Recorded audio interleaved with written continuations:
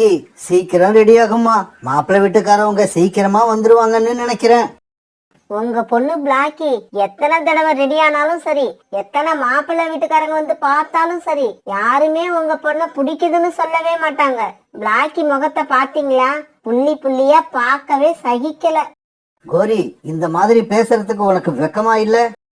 நான் எதுக்கு வெக்கப்படணும்? நீங்க தான் வெக்கப்படணும். உங்க பொண்ணு பிளாக்கி மேல இவ்வளவு அன்பு காட்டுற நீங்க என்னைக்காவது என் பொண்ணு மைனா மேல இப்படி அன்பு காட்டியிருக்கீங்களா? கோரி, கடவுள் சாட்சியா நான் என்னோட 2 பொண்ணுங்க மேலையும் ஒரே மாதிரி அன்புதான் வச்சிருக்கேன். ஆனா நீ தான் பிளாக்கிய எப்பவுமே கரிச்சு கொட்டிக்கிட்டு இருக்க. நீ அவளை உன்னோட பொண்ணாவே நினைக்கல. ஆமா, உண்மைதான். பிளாக்கி என்னோட பொண்ணு கிடையாது. அவ உங்களோட முதல் மனைவிக்கு பிறந்த பொண்ணு. அவளை எப்படி நான் என்னோட பொண்ணா நினைக்க முடியும்? காலுக்காகத்து கல்யாணம் நடந்து கொஞ்ச நாள்ல பிளாக்கி பிறந்தது. இதனால சந்தோஷமா போய்கிட்டு இருந்த இவங்களோட வாழ்க்கை பிளாக்கியோட அம்மாவுக்கு திடீர்னு வந்த நோயால தலைகீழா மாறிடுச்சு. காலுக்காகவும் பிளாக்கியோட அம்மாவை காப்பாத்த எவ்வளவோ முயற்சி பண்ணுச்சு, ஆனா முடியல. திடீர்னு ஒரு நாள் பிளாக்கியோட அம்மா இறந்து போயிட்டாங்க. பிறகு கொஞ்ச நாள் காலுக்காகவும் பிளாக்கிய வளர்க்க முயற்சி பண்ணுச்சு. ஏன்னா காலுக்காகத்துக்கு 2வது கல்யாணம் பண்ணிக்க இஷ்டமே இல்ல. இருந்தாலும் வீட்டு வேலைகளையும் பார்த்துட்டு காலுக்காகத்தால தன்னோட வேலைக்கு சரியான நேரத்துல போக முடியல. காலுக்காகத்தோட இந்த நிலைமைய பார்த்து அக்கம் பக்கத்துல உள்ள பறவைகள் எல்லாம் 2வது கல்யாணம் பண்ணிக்க சொல்லி ரொம்பவும் வற்புறுத்தினாங்க. அவங்க கூடவே சேர்ந்து பிளாக்கியும் சொன்னதால வேற வழி இல்லாத காலுக்காகவும் கோரிக்காகத்தை 2வது கல்யாணம் பண்ணிக்கிச்சு. ஆரம்பத்துல பிளாக்கி மேல அன்பு செலுத்தின கோரிக்காகவும் அதுக்குன்னு ஒரு பெண் குழந்தை பிறந்த உடனே கொஞ்சம் கொஞ்சமா மாற ஆரம்பிச்சிச்சு. கடைசியா பிளாக்கிய சுத்தமா வெறுக்க ஆரம்பிச்சிருச்சு. அன்னைக்கு சாயங்காலம் பிளாக்கிய பெண் பார்க்க மாப்பிள்ளை வீட்டுக்காரங்க வந்தாங்க. ஆமா, உங்க பொண்ணு பிளாக்கிக்கு பாட வருமா? பாட்டு பாடுறதெல்லாம் இருக்கட்டும், நீங்க எங்க பையனுக்கு வரதட்சணையா என்னெல்லாம் கொடுக்க போறீங்க? தங்கத்துல வளையல், வைரத்துல நெக்லஸ், இதெல்லாம் கண்டிப்பா போட்டுருங்க. இப்ப என் பையன் சைக்கிள்ல தான் வேலைக்கு போய்கிட்டு இருக்கான். நீங்க பைக்ல போகணும்னு ஆசைப்பட்டீங்கன்னா கூடவே ஒரு பைக்கும் வாங்கி கொடுத்துருங்க. அப்பதான் பின்னாடி உக்காந்துகிட்டு போறப்ப உங்க பொண்ணுக்கும் ஒரு கௌரவமா இருக்கும். நீங்க கேக்குறது எல்லாத்தையும் வாங்கி கொடுக்கற அளவுக்கு எங்க அப்பா பணக்காரர் கிடையாது. பிளாக்கி, நீ எதுவும் பேசாம இருமா. இந்த அப்பாவால அவங்க கேட்ட அளவுக்கு செய்ய முடியலன்னாலும் ஏதோ என்னால முடிஞ்சதை செய்வேன். என்னது, உங்களால முடிஞ்சதை செய்வீங்களா? எங்களுக்கு இந்த மாதிரி சம்பந்தம் தேவையில்லை. நாங்க கேட்டதெல்லாம் கொடுக்கற சம்பந்தம் தான் தேவை. ஏங்க, ஏன் இன்னும் இங்க நின்னுகிட்டு இருக்கீங்க? கிளம்புங்க வீட்டுக்கு. பிறகு மாப்பிள்ளை வீட்டுக்காரங்க கோவமா அங்க இருந்து கிளம்பி வெளியில போயிட்டாங்க. மைனா, நான் சொன்ன மாதிரியே நடந்துருச்சு பாத்தியா? இவங்கன்னு இல்ல, இன்னும் எத்தனை மாப்பிள்ளை வீட்டுக்காரங்க வந்தாலும் பிளாக்கிக்கு கல்யாணமே நடக்காது. சித்தி இப்படி சொன்னதை கேட்டுட்டு பிளாக்கி மௌனமா கண்ணீர் வடிச்சது. கோரி, இதுக்கு மேல நீ பிளாக்கிய பத்தி ஏதாவது பேசுன, எனக்கு வர்ற கோபத்துல என்ன பண்ணுவன்னே எனக்கு தெரியாது. இப்படி பேசின காலுக்காகவும் பிறகு வெளியில பறந்து போய் ஒரு மரத்துல உட்கார்ந்தது. காலுக்காகவும் இப்ப ரொம்ப குழப்பத்துல இருந்தது. காலுக்காகவும் இப்படி உட்கார்ந்து இருக்கப்ப அங்க சோனா குருவி வந்தது. காலட்னா, என்ன சோகமா உட்கார்ந்துருக்கீங்க? என்ன ஆச்சு? சோனா, இன்னைக்கு மாப்பிள்ளை வீட்டுக்காரவங்க பிளாக்கிய பொண்ணு பார்க்க வந்தாங்க. வழக்கம் போல இவங்களும் வேண்டாம்னு சொல்லிட்டு போயிட்டாங்க. காலண்ணா, சொல்றேன்னு ஒன்னும் தப்பா நினைக்காதீங்க. உங்களோட 2வது மனைவி கோரி அக்காவுக்கு பிளாக்கி நல்ல இடத்துல கல்யாணம் பண்ணி கொடுக்கறதுல இஷ்டமே இல்ல. இங்க பாரு பிளாக்கி, என்ன கண்ண கசக்கிக்கிட்டே நிக்கிற? சுத்தம் பண்ண வேண்டிய பாத்திரங்கள் கிச்சன்ல கிடக்குது, துவைக்க வேண்டிய துணி எல்லாம் கொல்ல பக்கம் கிடக்குது. நீ இப்படி அழுதுகிட்டு இருந்தா அந்த வேலையெல்லாம் யார் பாக்குறது? என்னமோ முதல் முறையா உன்னை பெண் பார்க்க வந்து வேண்டான்னு சொன்ன மாதிரி அழுதுகிட்டு இருக்க. உனக்கு இது ஏற்கனவே பல தடவை பழக்கப்பட்டது தானே? கோரிக்காவை இப்படி சொல்ல பிளாக்கி அழுதுகிட்டு அந்த ரூமை விட்டு வெளியில போச்சு. பிளாக்கி, என்னோட துணிகளை எல்லாம் துவைச்சு போடு. போன தடவை நீ துவைச்சதுல அழுக்கே போகல. இப்படியே சில நாட்கள் நகர்ந்துச்சு. ஒரு நாள் காலுக்காகவும் தான் பொண்ணு பிளாக்கிய பத்தி நினைச்சுக்கிட்டு நதிக்கரையில உட்கார்ந்துருக்கப்ப புறா அங்க வேகமா வந்தது. காலு, பக்கத்து காட்டுல எனக்கு தெரிஞ்ச ஒரு காகத்தோட குடும்பம் இருக்கு. அந்த பையன் வெளிநாட்டுல வேலை பாக்குறான். மாப்பிள்ளை பையனுக்கு அம்மா கிடையாது, அப்பா மட்டும்தான். கல்யாணத்துக்கு அப்புறம் மனைவியையும் தன்னோடயே வெளிநாட்டுக்கு அழைச்சுக்கிட்டு போயிடுவான். புறா, மாப்பிள்ளை வீட்டுக்காரவங்க பெரிய இடம் போல இருக்கு. அவங்களுக்கு என்னோட பொண்ணை பிடிக்குமா? காலு, பிளாக்கி வீட்டு வேலையெல்லாம் நல்லா தான் பாக்குறா. அமைதியான குணம், ரொம்பவும் நல்ல பொண்ணு. எனக்கு என்னவோ மாப்பிள்ளை பையனுக்கு பிளாக்கிய கண்டிப்பா பிடிக்கும்னு தோணுது. மாப்பிள்ளை பையன் வெளிநாட்டுல இருந்து திரும்பி வரான். அப்படி வந்த உடனே நான் அவங்கள அழைச்சுக்கிட்டு உங்க வீட்டுக்கு வரேன். இப்படி சொன்ன புறா பிறகு அங்கிருந்து பறந்து போயிடுச்சு. காலுக்காகவும் இந்த விஷயத்தை கேட்டு ரொம்ப சந்தோஷமா தன்னோட வீட்டுக்கு பறந்து போச்சு. கோரி, உனக்கு ஒரு விஷயம் தெரியுமா? நம்ம பிளாக்கிக்கு வெளிநாட்டுல இருந்து ஒரு மாப்பிள்ளை கிடைச்சிருக்காரு. கல்யாணம் பண்ணிக்கிட்டு பிளாக்கியையும் வெளிநாடு அழைச்சுக்கிட்டு போக போறாரு. காலுக்காக சொன்னதை கேட்டு கோரிக்காகத்துக்கு வயிறெல்லாம் எரிஞ்சது. காலுஜி, முதல்ல மாப்பிள்ள வெளிநாட்டுல இருந்து வந்து உங்க பொண்ணை பார்த்துட்டு பிடிக்குதுன்னு சொன்னாதான் கல்யாணம் நடக்கும். நீங்க என்னமோ நிச்சயதார்த்தமே நடந்து முடிஞ்ச மாதிரி குதிக்கிறீங்க. இல்ல கோரி, எனக்கு என்னவோ மனசுல ரொம்ப நம்பிக்கை வந்துருச்சு. நீ வேணா பாரு, இந்த கல்யாணம் கண்டிப்பா நடக்கும். மைனா, உன்னை எங்கெல்லாம் தேடிக்கிட்டு இருக்கேன். நீ என்னடானா இங்க அருவிக்கரையில உட்காந்து காத்து வாங்கிட்டு இருக்க. அம்மா, அப்படி என்ன தலை போற காரியத்துக்காக என்ன தேடுறீங்க? மைனா, இப்ப பிளாக்கிக்கு உங்க அப்பா பாத்திருக்க பையன் வெளிநாட்டுல வேலை பாக்குறான். பெரிய பணக்காரன். அம்மா சொல்றது ஒரு நிமிஷம் யோசிச்சு பாரு. அந்த மாப்பிள்ளைய மட்டும் நீ கல்யாணம் பண்ணிக்கிட்டா உன்னோட வாழ்க்கை எப்படி இருக்கும்? அம்மா, மாப்பிள்ளை வீட்டுக்காரங்க பிளாக்கிய பார்க்க என்னைக்கு வராங்க? இன்னும் 2-3 நாள்ல வந்துருவாங்கன்னு நினைக்கிறேன். கவலைப்படாதீங்க, அதுக்குள்ள இந்த பிளாக்கியோட காலை உடைச்சிடுறேன். மைனா, என்ன செஞ்சு பிளாக்கியோட காலை உடைக்க போற? கட்டையை எடுத்து காலை அடிக்க போறியா? அம்மா, இதெல்லாம் உங்களுக்கு தேவையில்லாத விஷயம். நாளைக்கு பாருங்க, பிளாக்கி கால் உடைஞ்சு கூட்டுலயே படுத்திருப்பா. பிறகு தன்னோட வீட்டுக்கு வந்த மைனா ஃப்ரிட்ஜ் இருக்கிற இடத்துக்கு முன்னால எண்ணெய ஊத்தி வச்சுது. பிளாக்கி காலையிலேயே பால் பாக்கெட் எடுக்க ஃப்ரிட்ஜை திறக்க வருவா. இந்த எண்ணெயில கால் வச்சு கீழே விழுந்தா கால் உடையும், இல்லன்னா காலோட சேர்ந்து இடுப்பும் உடையும். அப்புறம் அந்த வெளிநாட்டு மாப்பிள்ளை என்னதான் கல்யாணம் பண்ணிப்பான். இப்படி நினைச்ச மைனா பிறகு அங்கிருந்து பறந்து போயிடுச்சு. மறுநாள் பொழுது விடிஞ்சிச்சு. பிளாக்கி, காலையிலேயே ஃப்ரிட்ஜ் இருக்கிற ரூம் பக்கம் எதுக்கு போற? சித்தி, மைனாவுக்கு காபி போட்டு கொடுக்கணும், அதுக்காக பால் பாக்கெட் எடுக்க போறேன். பால் பாக்கெட் எடுக்கிற சாக்குல ஃப்ரிட்ஜில் உள்ள சாக்லேட் எடுத்து வாயில போட்டுக்கலான்னு நினைக்கிறியா? இந்த கோரி கிட்ட அதுதான் நடக்காது. நீ இங்கேயே நில்லு. பால் பாக்கெட்டை நான் போய் எடுத்துக்கிட்டு வரேன். நீ காப்பியை மட்டும் போட்டு கொடுத்தா போதும். இப்படி சொன்ன கோரி பிறகு ஃப்ரிட்ஜ் பக்கத்துல போச்சு. அந்த இடத்துல மைனா ஊத்தி வச்சிருந்த எண்ணெயில கோரிக்காகத்தோட கால் பட்டதும் வழுக்கி விட்டு அப்படியே தலைக்கீழே விழுந்துடுச்சு. ஐயோ அம்மா, என்னோட கால் முறிஞ்சு போச்சு. இப்ப நான் என்ன பண்ணுவேன்? அடியே பிளாக்கி, இங்க நான் இப்படி கத்திக்கிட்டு இருக்கேன், அங்க நீ என்ன பண்ணிக்கிட்டு இருக்க? சீக்கிரமா வந்து என்ன தூக்கி விடு சனியனே. பிறகு பிளாக்கி அவசர அவசரமா வந்து கோரிக்காகத்தை தூக்கி விட்டது. இந்த அம்மாவை யாரு இப்ப ஃப்ரிட்ஜ் கிட்ட போக சொன்னது? நான் போட்ட பிளான் எல்லாத்தையும் அம்மா சொதப்பிட்டாங்க. ஒரு நாள் காலுக்காகவும் சோனா குருவிய போய் சந்திச்சது. சோனா, என் பொண்ணுக்கு ஒரு நல்ல சம்பந்தம் வந்திருக்கு. மாப்பிள்ளை பையன் வெளிநாட்டுல வேலை பாக்குறான். இன்னும் 3 நாள்ல பிளாக்கிய பொண்ணு பார்க்க மாப்பிள்ளை வீட்டுல இருந்து வர போறாங்க. காலண்ணா, ரொம்ப சந்தோஷம். இப்ப நானும் இந்த கிரீமை கொடுக்கறதுக்காக உங்க வீட்டுக்கு தான் வரலான்னு இருந்தேன். பருந்து டாக்டர் ஹாஸ்பிட்டலுக்கு போனப்ப பிளாக்கியோட ஞாபகம் வந்து இந்த கிரீமை வாங்கிட்டு வந்தேன். இந்த கிரீமை தடவிக்கிட்டா முகத்துல உள்ள புள்ளிகள் எல்லாம் மாயமா மறைஞ்சு போயிடும். இப்படி சொன்ன சோனா அந்த கிரீம் டப்பாவை எடுத்து காலுக்காகத்துக்கிட்ட கொடுத்தது. சோனா குருவி கிட்ட அந்த கிரீம் டப்பாவை வாங்கின காலுக்காகவும் சந்தோஷமா தன்னோட வீட்டுக்கு பறந்து போச்சு. காலேஜி, அது என்ன டப்பா? எங்க இருந்து வாங்கிட்டு வரீங்க? அதுவா, பிளாக்கியோட முகத்துல உள்ள புள்ளிகள் போறதுக்காக சோனா குருவி கொடுத்துச்சு. இந்த கிரீமை போட்டா முகத்துல உள்ள புள்ளிகள் எல்லாம் போய் முகம் ரொம்ப அழகா மாறிடுமா.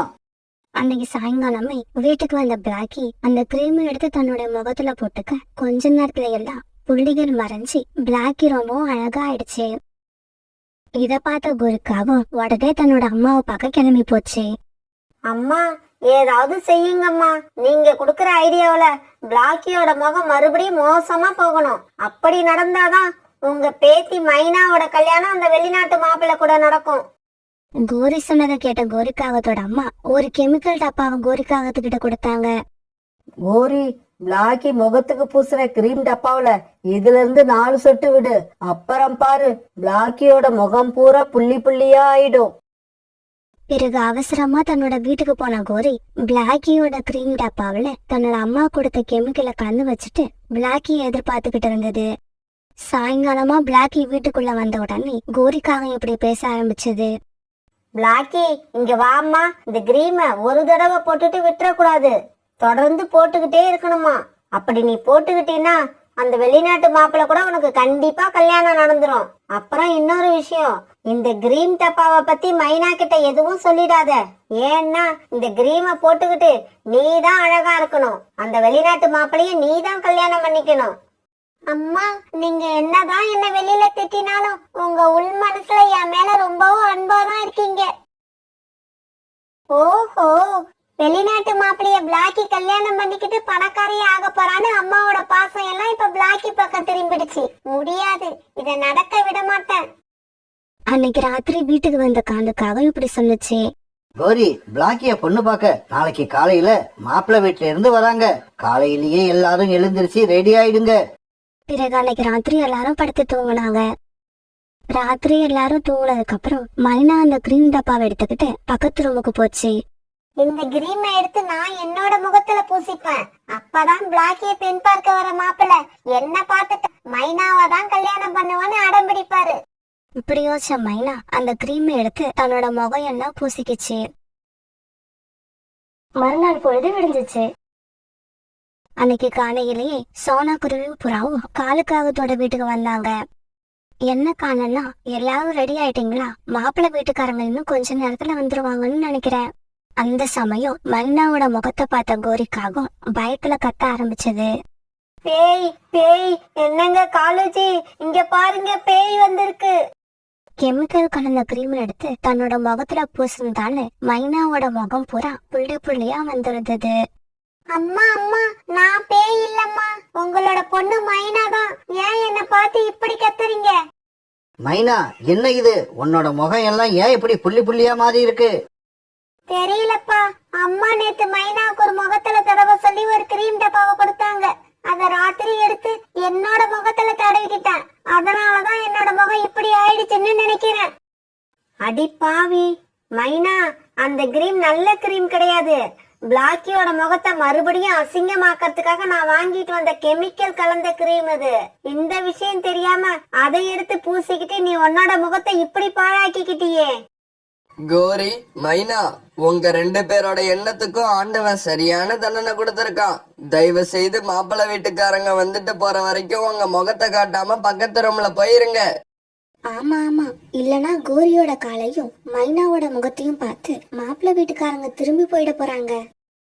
பிறகு கொஞ்ச நேரத்துல மாப்பிள்ளை பையன் வந்து பிளாக்கிய பார்த்தான். பார்த்த உடனே பிளாக்கிய மாப்பிள்ளைக்கு ரொம்பவும் பிடிச்சிருச்சு. உடனே எல்லார் சம்மதத்தோட பிளாக்கிய கல்யாணம் பண்ணின மாப்பிள்ளை பையன் அப்பவே ஊர்வலமா தன்னோட வீட்டுக்கு அழைச்சிட்டு போயிட்டான்.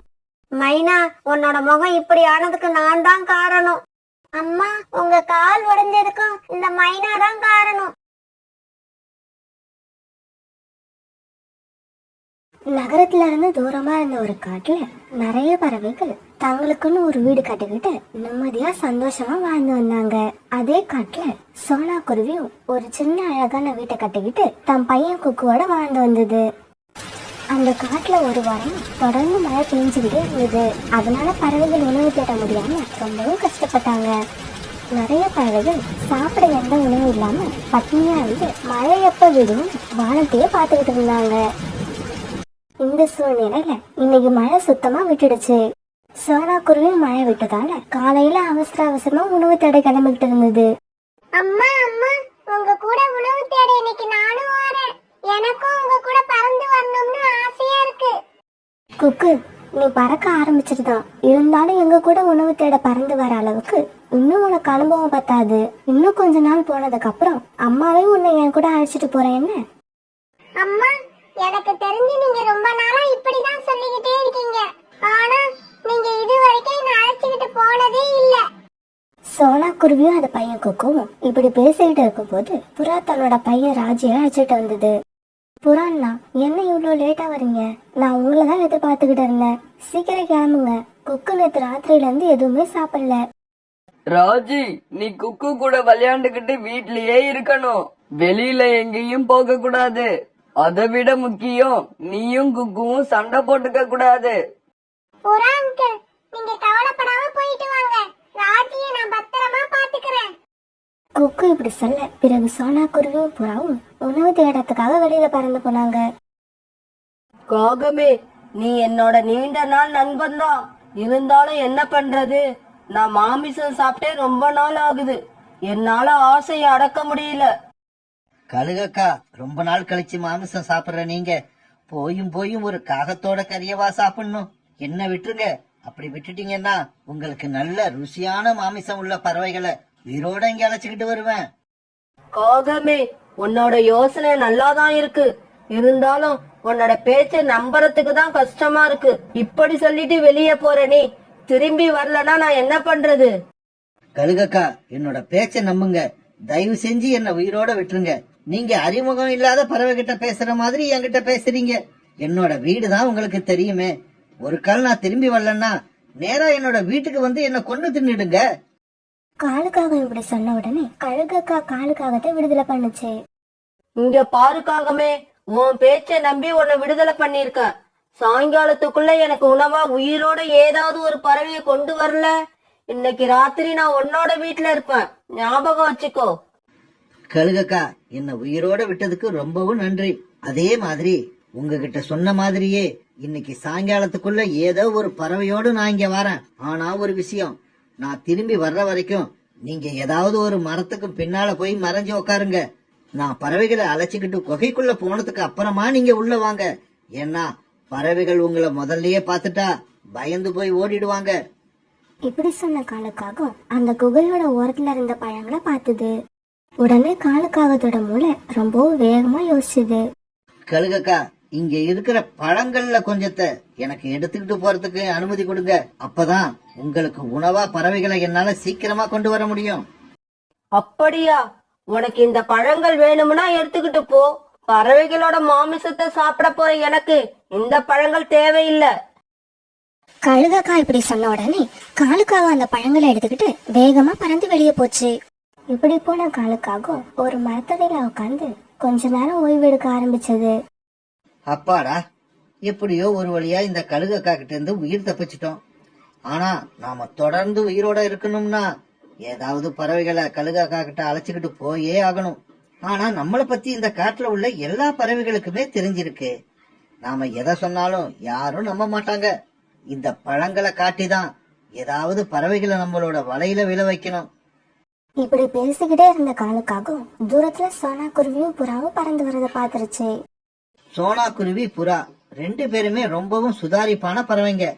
நம்ம பேச்ச நம்பவே மாட்டாங்க. இப்ப என்ன பண்றது? இருந்தாலும் முயற்சி பண்ணி பாப்போம். நம்புற மாதிரி பொய்ய சொன்னா நம்பிதானே ஆகணும். இப்படி தன்னோட மனசுக்குள்ள நினைச்ச காலுக்காகவும் கழுகக்கா கிட்ட இருந்து வாங்கிட்டு வந்த பழங்களை எடுத்து வச்சு சாப்பிட ஆரம்பிச்சது. தானியங்கள் ஏதாவது கிடைக்கத்தானு தேடி பார்த்துக்கிட்டு இருந்த சோனா குருவியும் புறாவும் காலுக்காக ஒரு இடத்துல உட்காந்து பழங்களை சாப்பிட்டுக்கிட்டு இருக்கத பார்த்த உடனே அதுகிட்ட போனாங்க. காலு, இவ்வளவு பழங்களை வச்சு சாப்பிடுற? என்னோட குழந்தையும் சோனா குருவியோட குழந்தையும் நேத்துல இருந்து எதுவுமே சாப்பிடாம பசியில இருக்காங்க. இந்த பழங்கள்ல கொஞ்சம் எங்களுக்கு கொடுத்தா நாங்க அதை எங்க குழந்தைங்களுக்கு கொண்டு போய் கொடுப்போம். புறா, இந்த பழங்கள் எனக்கே பத்தாது. ஏன்னா நான் 3 நாளா சாப்பிடல. அதனால எனக்கே இன்னும் பழங்கள் தேவைப்படுது. காலண்ணா, இந்த பழங்களை எங்க இருந்து எடுத்தீங்க? உங்களுக்கு எப்படி கிடைச்சது இவ்வளவு பழங்கள்? சோனா, நம்ம காட்டோட கடைசியில இருக்க குகைக்குள்ள மழை பெஞ்சதுனால தண்ணீர் தேங்கி நின்னுச்சு. தாகமா இருந்ததால தண்ணி குடிக்கலாம்னு உள்ள போனேன். உள்ள போனதுக்கு அப்புறம் தான் தெரியுது உள்ள ஒரு பழமுதிர் சோலையே இருக்குன்னு. ஆமா, உள்ளார அவ்வளவு பழங்கள் இருக்கு. அங்க இருந்துதான் இதை நான் கொண்டு வந்தேன். இப்பவும் இன்னும் கொஞ்சம் பழங்களை எடுத்துக்கிட்டு வரலான்னு அங்கதான் போக போறேன். உங்களுக்கு தேவைப்பட்டா நீங்களே என் கூட வாங்க. இப்படி சொன்ன காலுக்காக குகையை நோக்கி பறக்க காலுக்காக சொன்னது எல்லாம் உண்மை போலவே இருந்ததால அதை நம்பின சோனா குருவியும் புறாவும் காலுக்காக பின்னாடியே பறந்து போனாங்க. புறாண்ணா, குக்கு இது வரைக்கும் ஒரு வேளை கூட சாப்பிடாம இருந்ததே இல்லை. நேற்று ராத்திரி அவன் சாப்பிடாம இருந்தது என் மனசுக்கு ரொம்பவும் கஷ்டமாயிடுச்சு. இப்ப இந்த பழங்களை எடுத்துக்கிட்டு நம்ம எவ்வளவு சீக்கிரமா வீட்டுக்கு போக முடியுமோ அவ்வளவு சீக்கிரமா போய் அவனை சாப்பிட வச்சு பார்க்கணும். ஆமா சோனா, நானும் அதே நிலைமையில தான் இருக்கேன். ராஜுவும் ரொம்ப பசியில தான் இருக்கான். என்ன பண்றது? ஒரு வாரமா மழை பெஞ்சு நம்ம எல்லாரையும் ரொம்ப கஷ்டப்படுத்திடுச்சு. இப்படி இவங்க பேசிக்கிட்டு வர அந்த கழுவோட குகையும் வந்துருச்சு. பறந்து வந்த காலுக்காவும் நேரா குகைக்குள்ள போக சோனா குருவியும் புறாவும் கொஞ்சம் கூட தயக்கம் இல்லாம காலுக்காக பின்னாடியே குகைக்குள்ள பறந்து போயிட்டாங்க. இத ஒரு மரத்துக்கு பின்னால மறைஞ்சிருந்து பார்த்த கழுகாக்காவும் இப்ப குகைக்குள்ள பறந்து போச்சு. இப்படி உள்ள போன கழுகாக்கா சோனா குருவியும் புறாவையும் ஒரு வலையில பிடிச்சு வச்சுக்கிச்சு. சோனா குருவியும் புறாவும் வலையில இருந்து தப்பிக்க எப்படி எப்படியோ முயற்சி பண்ணாங்க. எதுவுமே முடியல. காலு, எங்களுக்கெல்லாம் இப்படி நம்பிக்கை துரோகம் பண்றியே, உனக்கு வெக்கமா இல்ல? என்ன பண்றது புறா? வெக்கத்தை பார்த்தா நான் உயிரோட இருக்க முடியுமா? எனக்கு எல்லாத்தையும் விட உயிர் தான் முக்கியம். வீட்டுல நம்ம திரும்பி வருவோம் நினப்புல குக்கு இருக்கிறத நினைச்ச உடனே சோனா குருவிக்கு கண்ணுல கண்ணீர் வந்துருச்சு. கழுகக்கா கழுகக்கா, தயவு செய்து எங்களை மன்னிச்சிருங்க. வீட்டுல எங்க 2 பேருக்குமே குழந்தைங்க இருக்காங்க. அவங்க நேத்துல இருந்து சாப்பிடல. நாங்க உணவு கொண்டு வருவோங்கிற நம்பிக்கையில வீட்டுல சந்தோஷமா விளையாண்டுகிட்டு இருப்பாங்க. உன் குழந்தைங்க பசிய பத்தி நினைச்சு பாக்குற நீ என்னோட பசிய பத்தி நினைச்சு பாக்கலல்ல. நான் கூட தான் மாமிசம் சாப்பிட்டு 2 மாசம் ஆகுது. ஏய் காகமே, நீ ஏன் இன்னும் இங்க நின்னுகிட்டு இருக்க? அந்த பழங்களை எடுத்துக்கிட்டு இங்க இருந்து கிளம்பு. கழுகாக்கா இப்படி சொன்ன உடனே காலுக்காக பழங்களை எடுத்துக்கிட்டு அங்கிருந்து கிளம்பி போயிடுச்சு. கழுகாக்கா, எங்களை தயவு செய்து விட்டுடுங்க. எங்க 2 பேருக்குமே சின்ன சின்ன குழந்தைங்க இருக்காங்க. நாங்க இறந்து போயிட்டா அவங்க எவ்வளவு கஷ்டப்படுவாங்கன்னு ஒரு நிமிஷம் நினைச்சு பாருங்க. அதுக்காக நான் என்ன குழந்தைங்க இல்லாத பறவையா தேடி தேடி பார்த்து சாப்பிட முடியும்? இங்க பாருங்க, நானும் நல்ல பசியில இருக்கேன். அதனால இப்ப உங்களை சாப்பிட போறேன். உருக்க பேசி பேசி என்ன டிஸ்டர்ப் பண்ணாதீங்க. இப்படி சொன்ன கழுகாக்கா பிறகு வலையில இருந்த சோனா குருவியை விடுவிச்சு அதை முதல்ல சாப்பிட போச்சு. அடடா, இந்த மாதிரி ஒரு ஃப்ரெஷ்ஷான குருவியை சாப்பிட்டு எவ்வளவு நாள் ஆகுது? இப்படி சொல்லிட்டு கழுகாக்கா சோனா குருவியை சாப்பிட போறப்ப புறா இந்த மாதிரி பேச ஆரம்பிச்சது.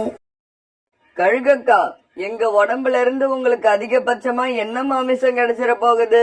மிஞ்சி மிஞ்சி போனா 100 கிராம் இல்ல 150 கிராம் தான் கிடைக்கும். ஆனா எங்களை உயிரோட விட்டா 1 கிலோ 1.5 கிலோ வெயிட் உள்ள பிராய்லர் கோழியை கொண்டு வந்து கொடுப்போம். பிராய்லர் கோழிங்கிற பேரை கேட்ட உடனே கழுகுக்கு கோழிக்கறி திங்கணும் போல ரொம்பவும் ஆசை வந்துருச்சு. என்னது, உண்மையாவா? பிராய்லர் கோழி வீட்டுல வளர்க்குறீங்களா? ஆமா கழுகாக்கா, பாய்லர் கோழி நாங்க வீட்டுல வளர்க்குறோம். தயவு செய்து என்னை விட்டுடு, கீழே இறங்கு. உன்னோட வெயிட்டே என்னால தாங்க முடியல. சோனா குருவி இப்படி சொன்ன உடனே கழுகாக்கா சோனா குருவி மேல இருந்து கீழே இறங்குச்சு. சரி குருவி, அப்படின்னா நீ போய் 2 பிராய்லர் கோழியை கொண்டு வா.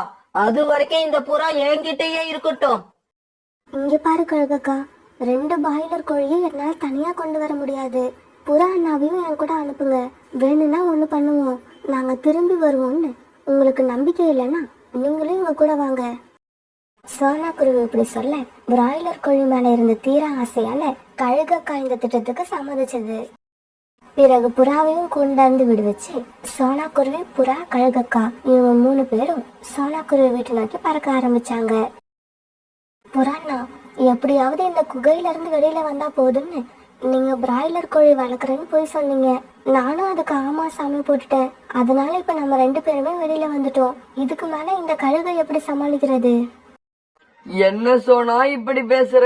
குகையில வலைக்குள்ள இருந்த நாம பொய் சொல்லி தப்பிச்சு வெளியே வரும்போது இதுக்கப்புறம் தப்பிக்கிறது பெரிய காரியமா என்ன?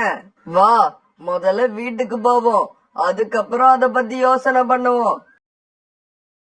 இப்படி வந்து சோனா குருவி, புறா, கழுகக்கா இவங்க 3 பேரும் சோனா குருவி வீட்டுக்கு வந்து சேர்ந்தாங்க. கழுகக்கா, நீங்க வெளியிலேயே இருங்க. வீட்டுக்குள்ள எங்களோட குழந்தைங்க இருக்காங்க. அவங்க உங்களை பார்த்தா பயந்து போய் அங்கேயும் இங்கேயும் ஓடுவாங்க. அவங்க அப்படி ஓடுனாங்கன்னா பிராய்லர் கோழிய பிடிச்சு வெளியில கொண்டு வர்றது கஷ்டமாயிடும். இவ்வளவு தூரம் பொறுமையா இருந்தனா இன்னும் கொஞ்ச நேரம் பொறுமையா இருக்க மாட்டேனா? நான் வெளியிலேயே இருக்கேன். சீக்கிரமா பிராய்லர் கோழியை பிடிச்சு கொண்டு வாங்க. ஆனா 2 கோழி கொண்டு வரணும், அத மறந்துடாதீங்க. கழுகக்கா, உங்களுக்கு 2 கோழி கொடுக்கணும். நாங்க கண்டிப்பா மறக்க மாட்டோம். இப்படி சொல்லிட்டு சோனா குருவியும் புறாவும் வீட்டுக்குள்ள போனாங்க. புறாண்ணா, இப்ப என்ன பண்றது? இன்னும் கொஞ்ச நேரத்துல நம்ம வெளியே போலனா கழுகக்கா கதவை உடைச்சிட்டு வீட்டுக்குள்ள வந்துரும். அப்படி கழுகு கதவை உடைச்சுக்கிட்டு வீட்டுக்குள்ள வர்றப்ப இந்த வீட்டுக்குள்ள யாருமே இருக்க மாட்டாங்க. ஏன்னா நாமெல்லாம் இப்ப இந்த ஜன்னல் வழியா வெளியில பறந்து போக போறோம். பசங்களா சீக்கிரமா வாங்க, வாசல்ல நம்மள கொன்னு திங்கறதுக்காக ஒரு கழுகு நின்னுகிட்டு இருக்கு. அது கண்ணுல படாம நாம இந்த ஜன்னல் வழியா தப்பிச்சாகணும். புறா இப்படி சொல்ல சோனா குருவி அந்த ஜன்னல் கதவை திறந்து விட்டது. புறான்னா ஜன்னல் கதவு திறந்தாச்சு, சீக்கிரம் வாங்க. ஒரு நிமிஷம் சோனா, நம்ம உயிரோட விளையாண்ட காலுக்காகத்துக்கு ஏதாவது தண்டனை வாங்கி கொடுக்க வேண்டாமா? அதுக்காக ஒரே ஒரு லெட்டர் எழுதி வச்சிட்டு வந்துடுறேன். இப்படி சொன்ன புறா ஒரு காகிதத்துல ஏதோ எழுதி சோனா குருவியோட வீட்டுல வச்சது. பிறகு அவங்க 4 பேரும் ஜன்னல் வழியா வெளியில வந்து ரீட்டா கிளி வீட்டை நோக்கி பறந்து போனாங்க. இப்படி பறந்து போறப்ப குக்கு ராஜும் சோனா குருவி புறாவோட வேகத்துக்கு ஈடு கொடுத்து பறந்து வந்தாங்க. இத பார்த்த சோனா குருவிக்கும் புறாவுக்கும் ரொம்பவும் சந்தோஷமா இருந்தது. இப்படி போன இவங்க சீக்கிரமாவே ரீட்டா கிளி வீட்டுக்கு போய் சேர்ந்துட்டாங்க. புறா ரீட்டா கிளி வீட்டு கதவை வேகமா தட்டுச்சு. ரீட்டா, சீக்கிரம் வந்து கதவை தர, எங்களோட உயிருக்கு ஆபத்து. என்ன இது புறா குரல் மாதிரி இருக்கு? ஏதோ ஆபத்துல இருக்குன்னு வேற சொல்லுது. பிறகு கதவு திறந்துகிட்டு ரீட்டா கிளி வீட்டை விட்டு வெளியே வந்தது. என்ன சோனா புறா, என்னாச்சு உங்களுக்கு? ஏன் இவ்வளவு பதட்டமா இருக்கீங்க? ரீட்டா, எதுவா இருந்தாலும் வீட்டுக்குள்ள போய் பேசிக்கலாம், முதல்ல வீட்டுக்குள்ள போ. பிறகு எல்லாரும் ரீட்டா கிளியோட வீட்டுக்குள்ள போனாங்க. வீட்டுக்குள்ள போன உடனே சோனா நடந்த எல்லா கதையும் ரீட்டா கிளிக்கு சொல்லுச்சு. சோனா புறா, என்னோட வீடு நல்ல பாதுகாப்பான வீடு. கழுகால கூட உடைச்சுக்கிட்டு உள்ள வர முடியாத அளவுதான் நான் ஸ்ட்ராங்கா கட்டியிருக்கேன். எதை பத்தியும் கவலைப்படாதீங்க. கொஞ்ச நாள் இங்கேயே இருங்க, அதுக்கப்புறம் என்ன செய்யலாம்னு யோசிக்கலாம். இதே சமயத்துல ரொம்ப நேரம் ஆகியும் புறாவும் சோனா குருவியும் வெளியில வராதனால கோபமான கழுகு கதவை உடைச்சுக்கிட்டு உள்ள போச்சு. இப்படி உள்ள போன கழுகு உள்ள யாருமே இல்லாததை பார்த்து ஏமாற்றம் அடைஞ்சது. இப்படி கோபமான கழுகு புறா எழுதி வச்ச கடிதத்தை பார்த்துருச்சு. ஏய் முட்டாள் கழுகே, உன்ன மாதிரி ஒரு ஏமாளி கழுக நான் பார்த்ததே இல்ல. இது எல்லாமே நாங்க போட்ட நாடகம். இந்த நாடகத்தோட மாஸ்டர் பிரெயினே எங்க தலைவர் காலுக்காகத்தான். அவர் இருக்கிற வரைக்கும் நீ எங்களை எதுவும் பண்ண முடியாது. இந்த கடிதத்தை படிச்சுட்டு கோபமான கழுகு வேகமா பறந்து காலுக்காக வீட்டுக்கு போச்சு. கழுகு போனப்ப காலுக்காகவும் கோரிக்காகவும் கழுகு கிட்ட இருந்து எடுத்துட்டு வந்த பழங்களை சாப்பிட்டுக்கிட்டு இருந்தாங்க. காகமே, பழங்கள் நல்லா இனிப்பா இருக்கா? அதை ஏன் கேக்குறீங்க கழுகக்கா? இப்படி ஒரு சுவையான பழத்தை நான் இது வரைக்கும் சாப்பிட்டதே இல்ல. அப்புறம் ஒரு புறாவையும் ஒரு குருவியையும் உங்ககிட்ட கொண்டு வந்து விட்டன. அதுல இருந்தே இந்த காகத்தோட மாஸ்டர் பிரெயின் என்னன்னு உங்களுக்கு தெரிஞ்சிருக்கும்னு நினைக்கிறேன். ஏய் காகமே, உன்னோட மாஸ்டர் பிரெயின் என்னன்னு எனக்கு கொஞ்ச நேரத்துக்கு முன்னாடிதான் தெரிஞ்சது. அதனாலதான் உன்னை பாராட்டிட்டு போகலாம்னு இங்க வந்தேன். இப்படி சொன்ன கழுகு காலுக்காகத்து மேல பாய்ச்சி தன்னோட ஆத்திர தீர அடிக்க ஆரம்பிச்சது. இதை பார்த்த கோரிக்காகவும் சாப்பிட்டுக்கிட்டு இருந்த ஆப்பிளோட வீட்டை விட்டு வெளியில வந்து உட்கார்ந்தது. ரொம்ப நாளைக்கு அப்புறம் ஒரு பழம் சாப்பிடுறேன், அத கூட நிம்மதியா சாப்பிட முடியல.